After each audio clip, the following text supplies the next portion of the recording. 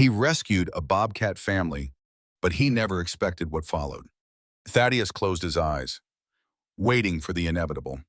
He had just used all his strength to force the rusty steel jaws of the trap apart, his muscles screaming in protest. The moment her leg was freed, the mother bobcat had panicked and whipped around, her sharp teeth lunging directly toward his hand. But nothing happened. He opened his eyes slowly. Her fangs had stopped just millimeters from the skin of his hand, her hot breath puffing against the long, pale scar on his raw wrist, a mark left by a frightened German shepherd during an emergency surgery 40 years ago. In her wild yellow eyes, the anger vanished, replaced by a silent understanding, as if she knew that this scarred hand had also known pain and fought to live. She slowly, deliberately, retracted her teeth. "Thank you," Thaddeus whispered, trembling. "Thank you for trusting me." Just 20 minutes earlier, the Montana wilderness had been quiet until the radio crackled to life. Thaddeus Mercer, 73 years old and a volunteer ranger for 15 years, was driving his old pickup. "Thad, there are signs of intrusion in the northern restricted area. Suspected poachers," Kalen Vance, the young station chief, had reported. "On my way," Thaddeus replied, his voice gravelly. He had steered toward the canyon, tires crunching over frozen roads. But when he arrived at the northern ridge, the poachers were gone. Instead, under a snow-covered pine, he found a tawny mass of fur struggling madly. A female bobcat, her leg clamped in a trap, blood staining the pristine white snow vivid red. Beside her, two small cubs huddled close, seeking warmth she could no longer provide. When she looked at him, her eyes held no pleading, only the extreme despair of a mother who knew she was dying. That gaze bored straight into Thaddeus's soul, dragging him back to a sterile clinic in Chicago 40 years ago, to another wild creature he had failed to save. The memory hit him like an avalanche. His hand reached for the radio to report it according to protocol. But then, the faint, fragile cry of the smaller cub rang out. It was the sound of life begging to exist. Thaddeus's fingers went numb. The radio felt like it weighed 1,000 pounds. He made his decision and turned it off completely. He had lowered himself to the snow, whispering, all right, I know you are in pain." Ignoring her defensive roar, he had risked his hands to pry open that trap, leading to the moment of the near bite that changed everything. Now, with the truce established, Thaddeus stood up. He pulled off his heavy winter coat, leaving himself in just a thermal shirt despite the freezing cold. He carried the entire bobcat family in his arms back to the truck. As he placed them gently in the truck bed and covered them with blankets, the first flakes of a new snowstorm began to fall. As he drove back toward his cabin, he thought about what to name her. Zia. He decided she would be Zia because she had brought light back into his darkness. Thaddeus carried Zia and her cubs into the cabin as the storm intensified. After placing Zia on the oak table, he named the defiant cub Miri and the smaller one Tuck from beneath his bed. He retrieved a tattered leather bag filled with surgical steel and antibiotics relics from his former life as Dr. Thaddeus Mercer, a renowned Chicago veterinarian. Under the amber glow of an oil lamp, his weathered hands shed their stiffness, regaining the precision of a master surgeon. Zia's leg was a ruin of crushed muscle and grinding bone, but as his muscle memory took over, he prepared for the fight to save her. As he threaded the suture needle, memories of a red fox from 40 years ago rushed back like a blizzard. He had saved her life in Chicago, only for officials to euthanize her because her healed leg didn't meet survival regulations. Thaddeus and his wife, Evangeline, had begged for mercy, but the cold bureaucracy was immovable. Devastated by this betrayal of medicine, they abandoned their successful practice and fled to the Montana mountains. Thaddeus swore never again to let rules dictate a creature's fate. They found peace in the wilderness until Evangeline passed away 3 years ago, leaving him alone. He thought his healing days were over, but as he looked at Zia, the old fire of defiance sparked again. He would not let the system win this time. Now, with Zia lying before him, this tiny injured being had awakened the healing instinct and compassion he thought were buried forever. And he knew, with absolute certainty, that he could not report this to the authorities. He could not let the same system that had killed the fox now kill Zia and leave her cubs to die. He would keep them secret, hidden, safe. He would break every regulation if he had to. Thaddeus began to work. His first priority was stopping the blood loss. He applied pressure, located the damaged vessels, and carefully clamped them. Then he began the delicate process of cleaning the wound, removing dirt and debris from the trap, checking for bone fragments that might cause infection. Zia remained remarkably still, as if she understood what he was doing. He worked through the night. Zia was still alive. Her breathing was steady. She would make it. The first days in the cabin were a silent battle. Thaddeus, once a top surgeon, now found himself fumbling with the simple task of feeding his patient. He ground meat carefully, mixed it with vitamins and supplements according to formulas he remembered from textbooks, and prepared it to the exact nutritional specifications required for a recovering carnivore. He placed the food bowl down in front of Zia with something like pride. "Look," he said softly, "I made this specially for you. You need to eat to regain your strength." Zia, though her leg was bandaged and splinted, still managed to drag herself up with her 3 good legs. She looked at the bowl he had so carefully prepared. Then, using her nose, she deliberately pushed the bowl away.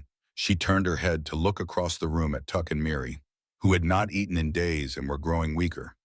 Thaddeus watched in stunned silence as Zia, despite her own desperate condition, began to chew the food in the bowl into small pieces.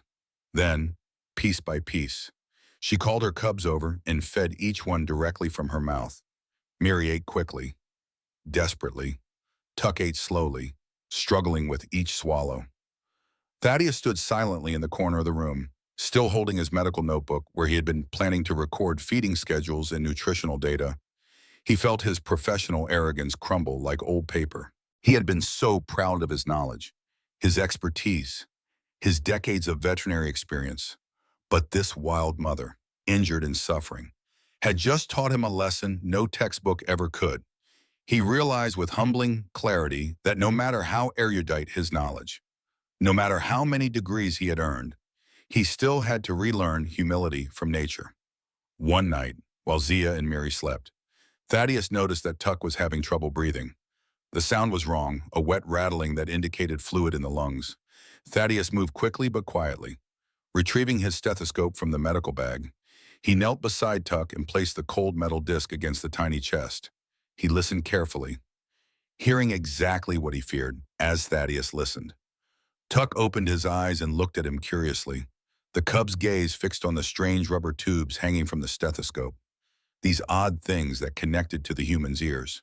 There was intelligence in those young eyes, and curiosity that even illness could not completely extinguish. He gently removed the stethoscope from Tuck's chest and placed the metal disc on his own left chest instead, right over his heart. Then he carefully pressed the earpieces against Tuck's tiny ears, holding them there gently. In that crystalline moment, the boundary between human and beast was completely erased. They were not predator and prey, not different species, not separate. They were simply 2 lives, recognizing each other across the gulf of evolution, connected by the fundamental rhythm that united all living things.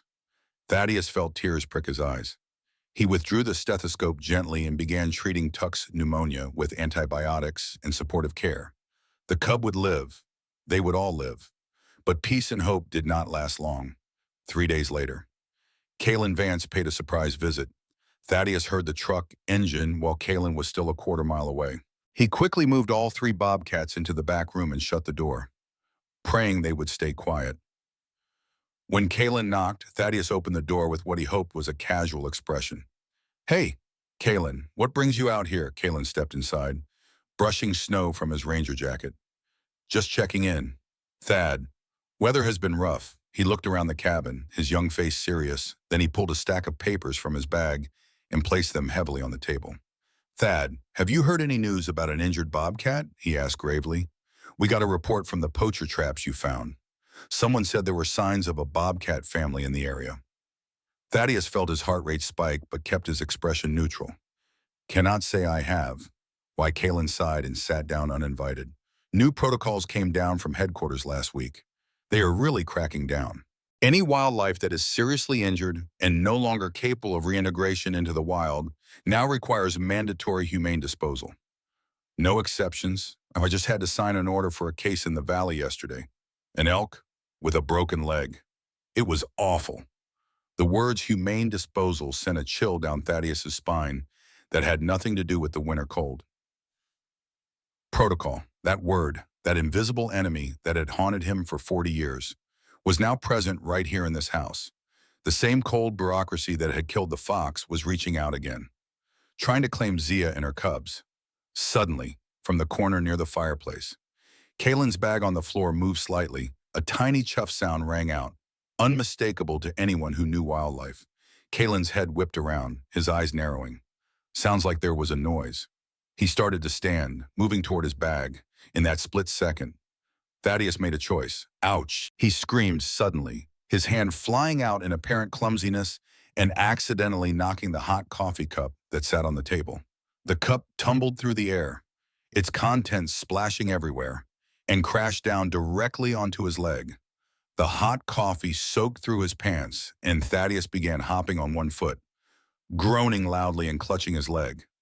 "Ah, damn it, that is hot," he yelled, perhaps a bit more dramatically than necessary. Kalen immediately forgot about the noise. He panicked and ran to support Thaddeus, grabbing his arm. "Are you okay? Let me help you. We need to get cold water on that." While Kalen was distracted, holding him up, Thaddeus took the opportunity. He lightly kicked his foot out, catching the bough and sending it sliding across the floor. Miri, who had somehow escaped the back room and crawled into Kalen's bag, shot out like a tawny bullet and disappeared under the sofa. Kalen did not notice. He was too busy helping Thaddeus to a chair and rushing to get water. Thaddeus slumped in the chair, heart pounding. That was close. Too close. After Kalen had treated the coffee burn, which was minor, and after more small talk about weather and patrol schedules, the young ranger finally left. But as Thaddeus watched his truck disappear down the snowy road, he knew the truth with absolute certainty. Time had run out. This cabin was no longer safe. That night, after ensuring all 3 bobcats were fed and Zia's bandages were changed, Thaddeus made a crazy decision. He would move the entire bobcat family to Rottenwood Camp, an abandoned hunting shack that had been built decades ago by trappers, long dead. It was located deep in the forest, in a section so remote it was not even marked on the official patrol maps. It was the last place anyone would look. The plan was dangerous, probably foolish, but he had no choice. If the authorities found Zia, they would euthanize her. He would not let that happen. Not again. Thaddeus spent the evening preparing.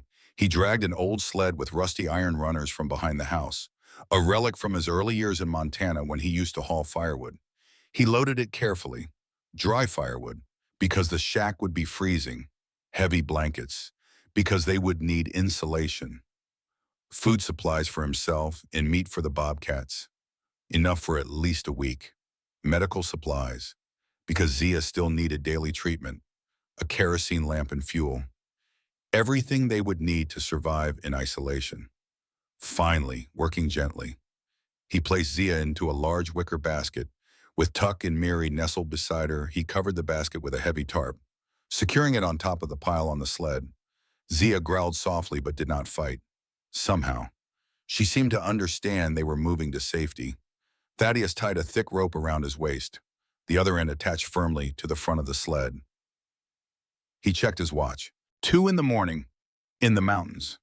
This was the darkest, coldest part of night, when even the most dedicated rangers would be inside sleeping. It was the best time to move unseen. He leaned forward, using his body weight to overcome the inertia of the heavily loaded sled. For a long moment of fun, nothing happened. The sled sat frozen to the snow, stubborn and immovable. Thaddeus gritted his teeth and pulled harder, feeling the rope dig into his waist. "Come on," he muttered. "Come on." Screech! The sled finally broke free and inched forward on the frozen snow with a sound like nails on a chalkboard. Thaddeus began to walk, pulling steadily, his breath puffed out in white clouds that immediately froze in the frigid air. Every step sinking deep into the snow was a moment when he had to grit his teeth against the sharp pain of arthritis in his knees and hips. He was 73 years old, far too old for this kind of physical labor in sub-zero temperatures. But he kept going, one step, another step. The forest closed around them, dark and silent except for the crunch of snow and his labored breathing. After about 20 minutes, he felt the tarp shift behind him. Zaya had poked her head out from under the covering. Her bright yellow eyes gleamed in the darkness. Scanning the night with a wildcat's perfect vision, she could see things he could not, sense dangers he would miss. She began acting as a navigator, making soft sounds when he veered too close to hidden obstacles. A low growl meant deep snow pit ahead. A soft chuff meant safe path to the left. They moved through the darkness together like that. One old man and three wild animals, silently dragging each other deep into the forest to find life. It was the strangest partnership Thaddeus had ever known, and somehow the most natural. It took nearly 3 hours to reach Rottenwood Camp. By the time they arrived, Thaddeus was completely exhausted, his muscles screaming, his lungs burning from the frozen air. But they had made it. The shack was small and dilapidated, but the roof was mostly intact and the walls would provide shelter from the wind. He got them inside and started a fire in the old stone fireplace. As warmth slowly filled the space, Zia settled into a corner with her cubs. She looked at Thaddeus with something that might have been gratitude. Thaddeus allowed himself to collapse against the wall, just for a moment, to catch his breath. "We made it," he whispered. "We are safe now." He had no idea how wrong he was. Montana nature was unforgiving, especially in deep winter. The next day, while Thaddeus was checking Zia's healing progress, the wind began to pick up outside. By afternoon, it was howling like something alive and furious. He stepped outside and felt his stomach drop. The sky had turned a sickly yellow-gray, and the temperature was plummeting fast. A record-breaking blizzard was coming, the kind that happened maybe once every 20 years. The kind that killed people who were caught unprepared. Thaddeus made a quick decision. He would return to the main cabin and wait out the storm there, then come back when it was safe. Zia and her cubs had food and water, and the shack was secure. They would be fine for a day or two.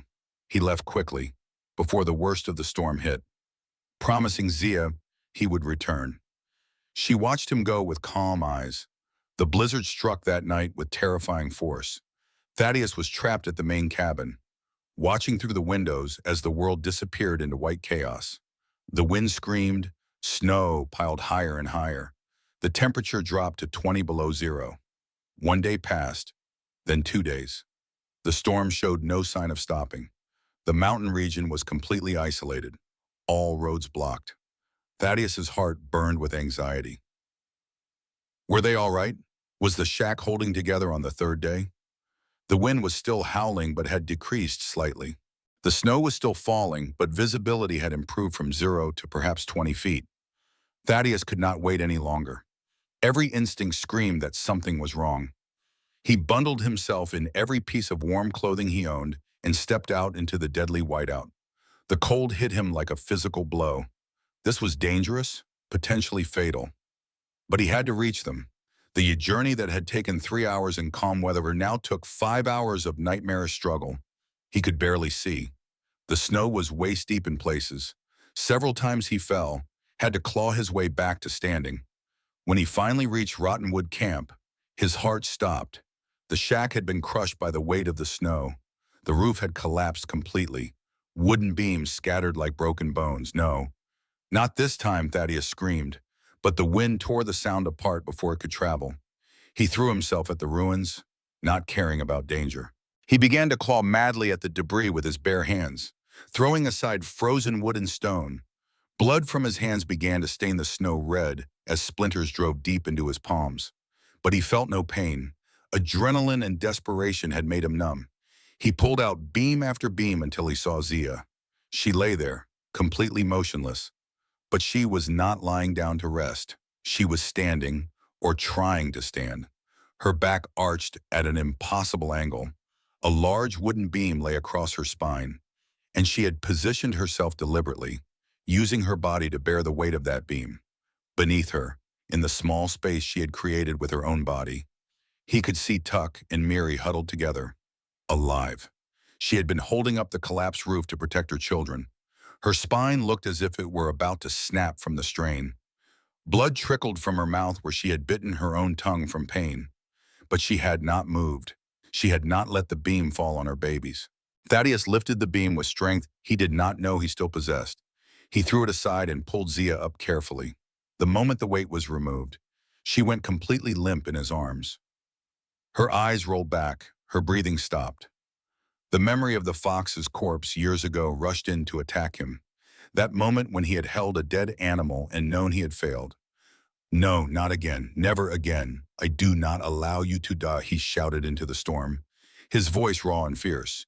He flipped Zia onto her right side, positioning her carefully on the snow, with his old but still precise doctor's hands. He located the anatomical landmarks by touch. He placed his palm on the widest part of her chest, right behind the elbow of her front leg, exactly where her heart was located. He began to press down, hard and decisive, compressing her chest cavity. Clack, clack. He could hear the sound of her ribs hitting each other with each compression. He was using her chest like a bellows, forcing air out of her lungs and then releasing to let air flow back in, while simultaneously providing mechanical compression to her stopped heart. 1, 2, 3. He counted out loud, maintaining the rhythm. Zia remained completely still. No response. 4, 5, 6. Thaddeus gritted his teeth, sweat mixing with snow on his face despite the freezing temperature. He pressed harder. "Come on," he begged. "Come on, Zia." He paused the compressions and remembered something from veterinary school, an old technique. He stuck out his thumb and located the filtrum point on Zia's face, the small indentation between her nose and upper lip. He pressed down hard, stimulating the acupoint that was supposed to shock the nervous system and wake up the brain. Sweat dripped from his forehead onto her bloodstained fur. "Please," Thaddeus whispered. "Please do not leave them." Thump, suddenly. Zia's entire body jerked violently. Her mouth opened wide and she sucked in a deep, gasping breath like a drowning person who had just broken the surface and caught a floating log. Gasp! Zia coughed violently, explosively, spraying bloody foam from her mouth and nose. But her chest was moving again, heaving up and down. She was breathing. Her heart was beating. She was alive. Thaddeus did not waste time celebrating. He scooped up Tuck and Miri and tucked them inside his coat against his chest. Then he lifted Zia as carefully as he could and began the nightmare journey back to the main cabin. He did not remember most of that return trip. His body moved on autopilot, one foot in front of the other. All he knew was that he could not stop. If he stopped, they would all die. When he finally arrived at the main cabin, he had just enough presence of mind to kick the door open and stumble inside.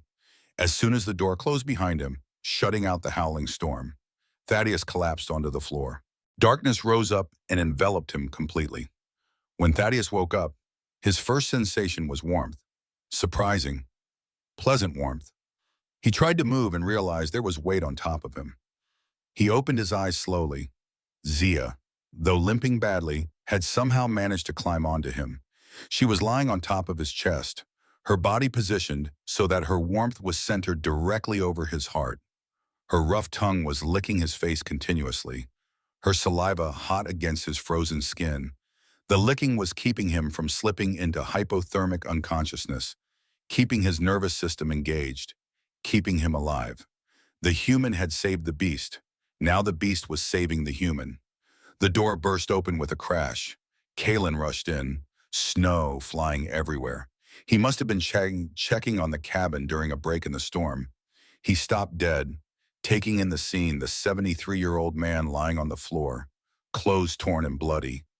A wild bobcat lying on top of him. 2 cubs curled nearby, both human and animal looking at him with the same steadfast, defiant eyes. Kalen reached slowly into his pocket. He pulled out the violation report he had prepared days ago. He looked at the paper in his hand. He looked at Thaddeus. He looked at Zia. He looked at the fire burning in the fireplace. Without saying a word, Kalen quietly crumpled the paper in his fist. He walked to the fireplace and threw it straight into the flames. The paper caught immediately, flaring bright before disintegrating into ash.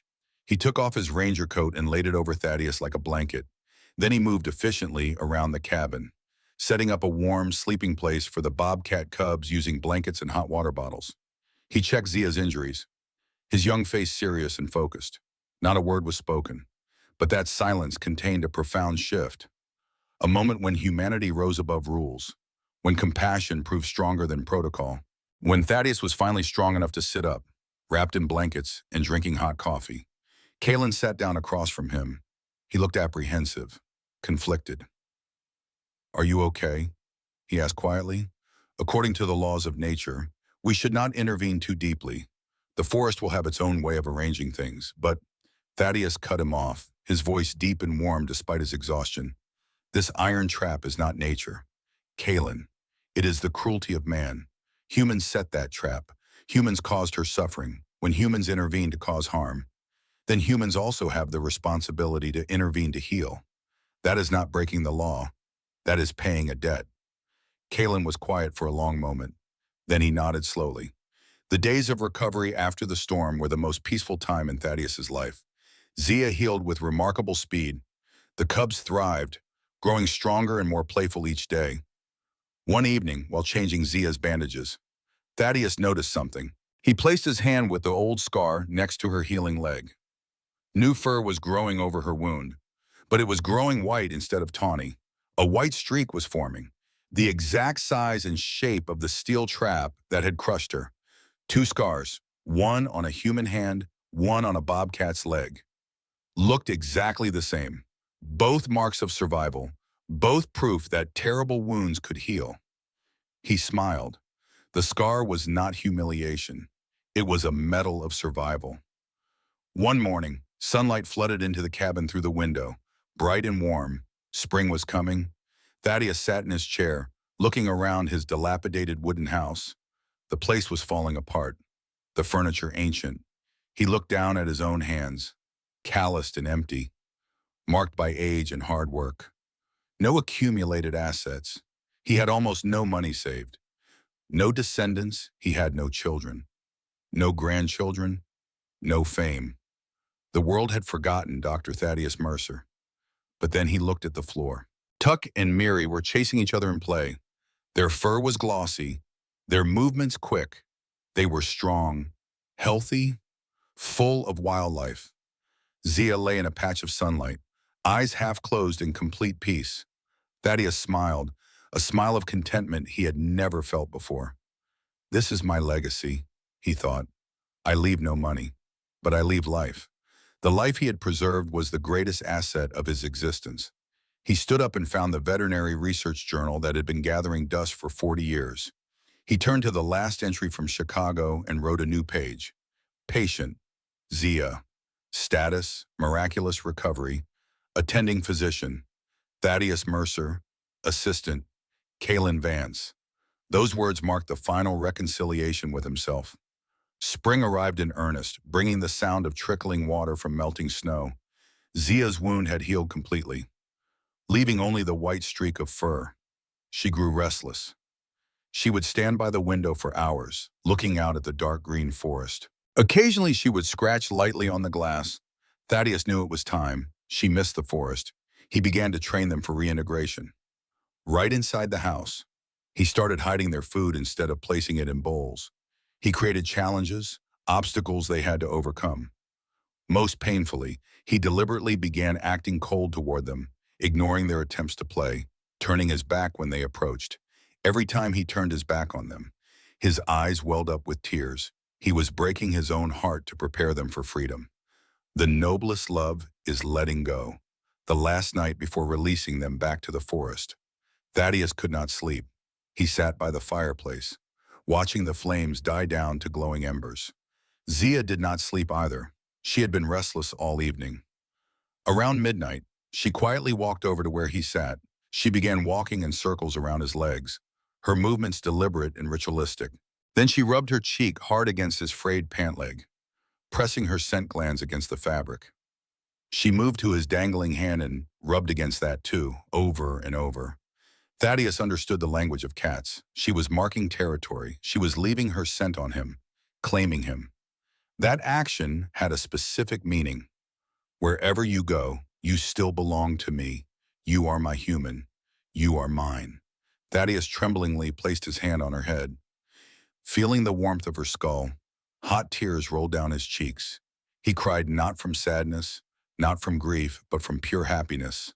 This invisible bond they had formed would never break, no matter the distance. On the day of releasing Zia back to the forest, the sky was clear without a single cloud. Thaddeus and Kaylin took the cat family to the edge of the old forest together. They walked into the trees until they found a good spot. Thaddeus opened the cage door and stepped back. Zia stepped out immediately, decisive and strong. She did not hesitate or look back. Mary rushed after her mother into the bushes immediately, disappearing with enthusiasm. Only Tuck lingered. The smaller cub approached Thaddeus slowly. He rubbed his head against the old man's worn boot one last time, a final gesture of affection. Then Zia gave a soft roar from the bushes, a call that meant come. It is time. Tuck looked up at Thaddeus with those intelligent eyes. Then he turned and ran after his family. But Zia paused at the edge of visibility. She turned her head back to look at Thaddeus for just a second, holding his gaze across the distance. That look contained a lifetime of gratitude. Then she turned away and disappeared into the deep forest. Thaddeus stood tall, his spine straight despite his years. He breathed in deep, filling his lungs with the scent of damp earth and pine resin. He did not cry. He smiled with pure pride. He had healed her enough that she no longer needed him. That was the greatest success a doctor could achieve. The next morning, when Thaddeus opened the door to step out onto his porch, a familiar scent hit his nose immediately. There, placed neatly in front of the door, was a sprig of fresh sweetgrass, the long blades still wet with dew. His breath caught. Sweetgrass. That particular herb had been his late wife Evangeline's favorite. She had kept bundles of it hanging in the cabin, had burned it sometimes for the smell. Zia, by some mysterious wild sense, had found the exact scent attached to the soul of this house. She had found Evangeline's favorite herb and brought it back to send a message of gratitude. Thaddeus picked up the sprig of grass with shaking hands. He brought it to his nose and inhaled deeply. Tears of happiness rolled down his cheeks. "Thank you," he whispered to the forest. That night, under the warm yellow light of his lamp, Thaddeus sat at his desk. He took out a photograph that Kaylin had taken, a long-distance shot of him and Zia together outside the cabin. It was slightly blurry, but precious. He flipped the photo to the blank backside and carefully wrote, "I have found the answer I lost 40 years ago. Life always finds a way, and so do I." He placed the photo in an envelope. He addressed it to Chicago General Veterinary Hospital, to the administration office where the decision about the fox had been made 4 decades ago. But as he held the envelope, ready to seal it, he stopped. He sat there for a long moment, thinking. Then slowly, deliberately, he stood up and walked to the fireplace. He lit the envelope on fire with a match. He carried the burning envelope carefully out to the porch and held it up. The ash particles flew up high into the cold night air, caught by a gentle breeze, merging with the brilliant starry sky of Montana. He did not need anyone's recognition anymore. He did not need validation from the system that had failed him. He had found peace right here, in his own heart. Thaddeus looked toward the dark mountain range stretching to the horizon. Somewhere out there, hidden in the vast wilderness, Zia was teaching her children to hunt under the silver moonlight. He knew the truth with absolute clarity. He had no descendants, no billion-dollar estate, but the life continuing out there in the wild darkness was his greatest legacy. "Good night, children," he whispered to the wind, his voice soft and filled with love. Then he turned his back to the wilderness, walked into his house, and closed the door gently. But though the physical door closed, his heart, that old scarred heart that had been frozen for 40 years, had opened forever. He was finally, truly at peace. Every rescue begins with a heartbeat that refuses to give up. We're grateful you chose to listen to this one. If you'd like to hear more stories like this, a simple like or subscribe means the world to us.